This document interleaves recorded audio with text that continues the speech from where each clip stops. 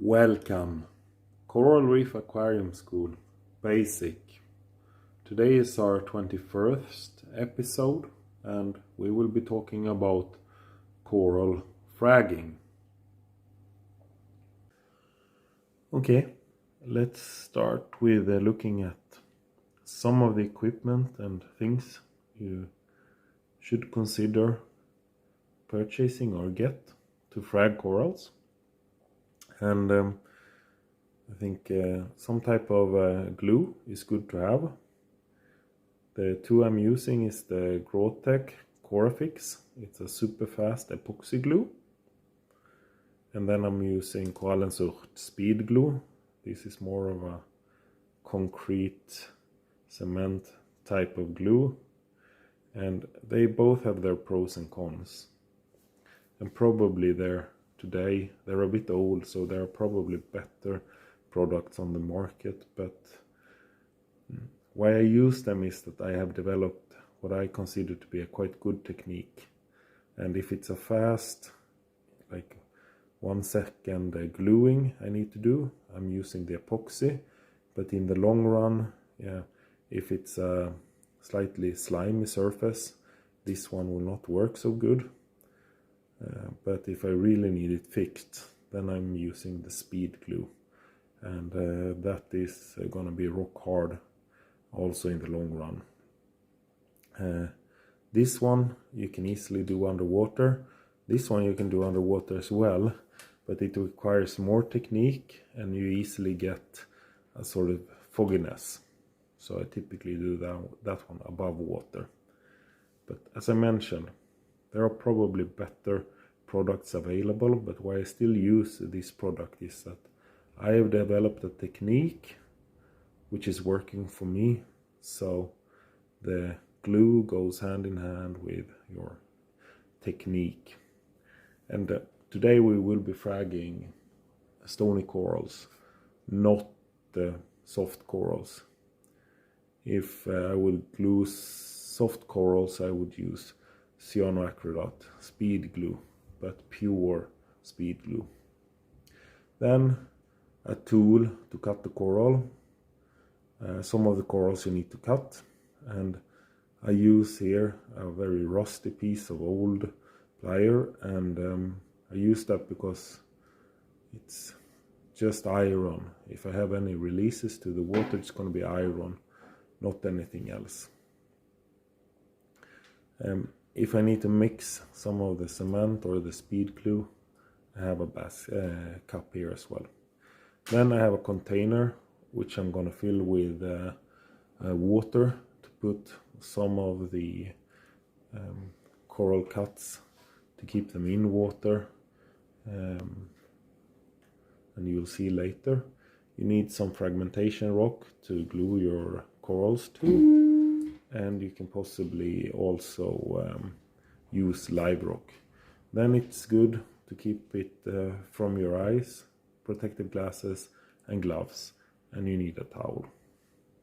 Okay.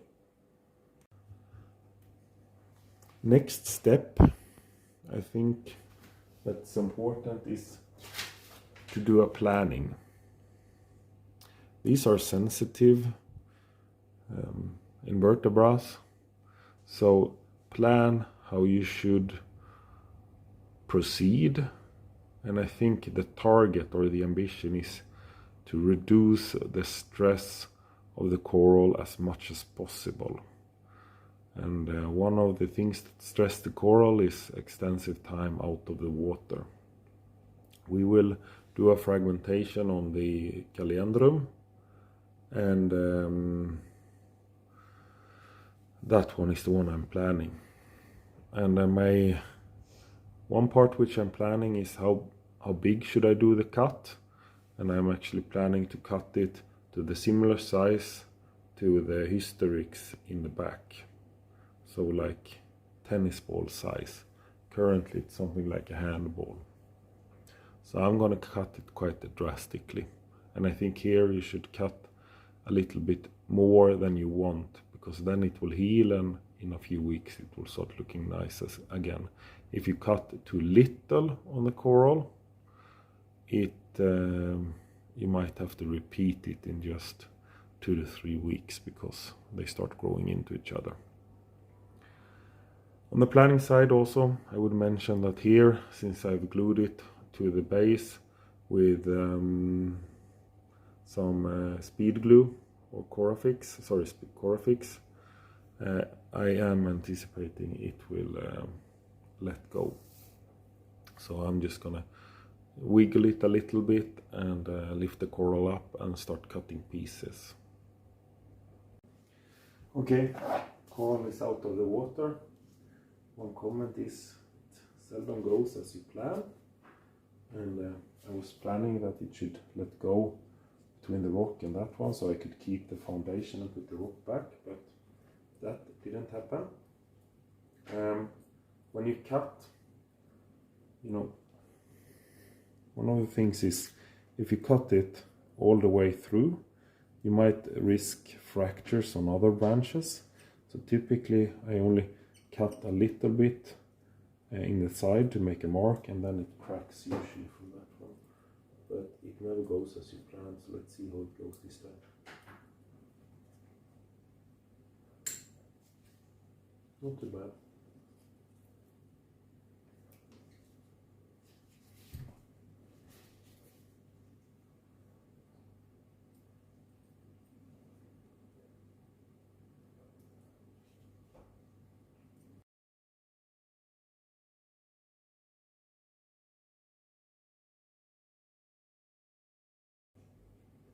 I think a good tip or something to think about is when you cut, don't just cut sticks. Try to cut some type of shape such that actually when you glue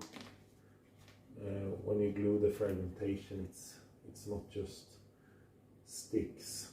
It's actually some type of shape that can be aesthetically appealing to potential buyer. I think it's always nice that when you do fragmentations, they will look aesthetically pleasing to the buyer or the next owner.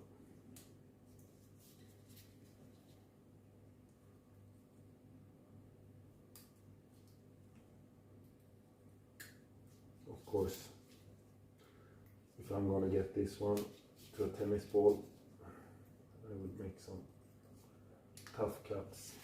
It's probably gonna look like shit later. Sorry, really bad later.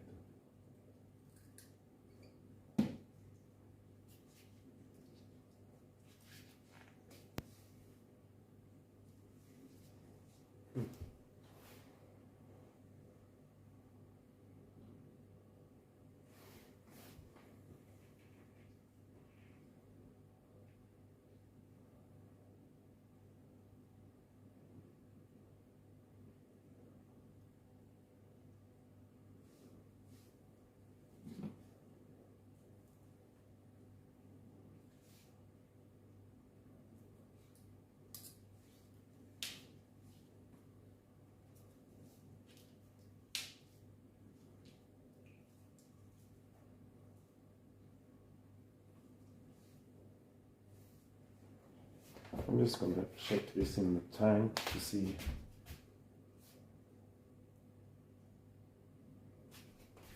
Yeah, a little bit smaller. I realized while cutting that actually I could let it to be a little bit higher, this tennis ball.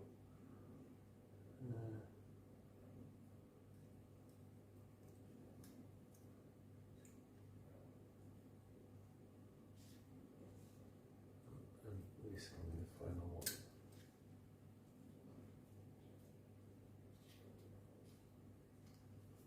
Okay. Yeah, and then actually this is going to go off.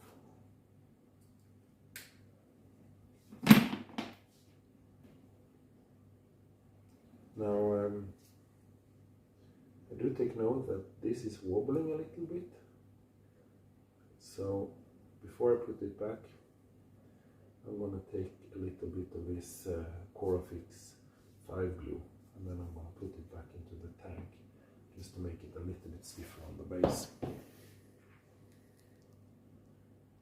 Okay, it is back in the tank. It's not super cranky, it's not super happy. I haven't renewed the glue. It looks to be almost a shape fit, so I'm gonna see if when I glue it back, but polyps are starting to extend now, so I'm gonna continue with my fragmentations. Actually, it is looking like I should have taken it a step further. There's something like close to 1 inch between the two hysterixes, but I thought I was going aggressive, but should have maybe gone a little bit more aggressive. Let's go back to the fragmentation. Okay, let's see what we got to work with. This is a Carib Sea Life Rock, and what I like about it is there's actually a small crevice or a small hole which we can take the glue, and yeah, the Corafix, the super fast glue. This you mix them 50-50, this type of epoxy, and it's gonna dry up very fast.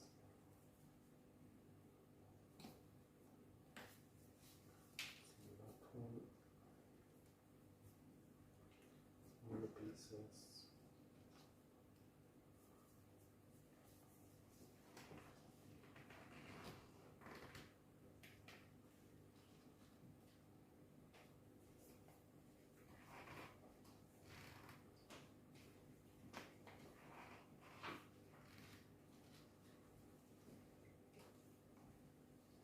This is what we work with. Then let's start with this one.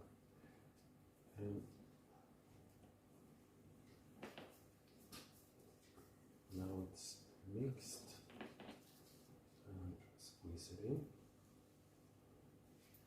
And then actually, if you fold it on top, this is going to be quite nice. And it's a shame to throw some of these small ones away, so they might as well try to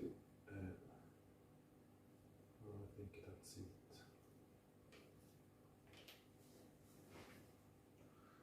It will take a while for it to grow, but it's going to take a while for it to grow, but I think this in the long run can be a nice looking coral.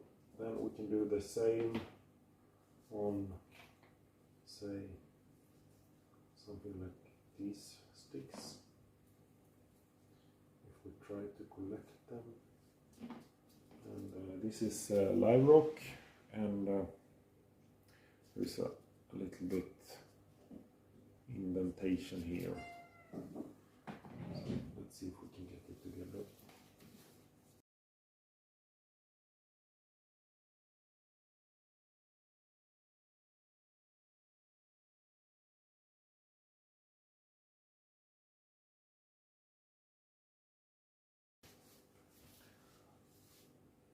Okay.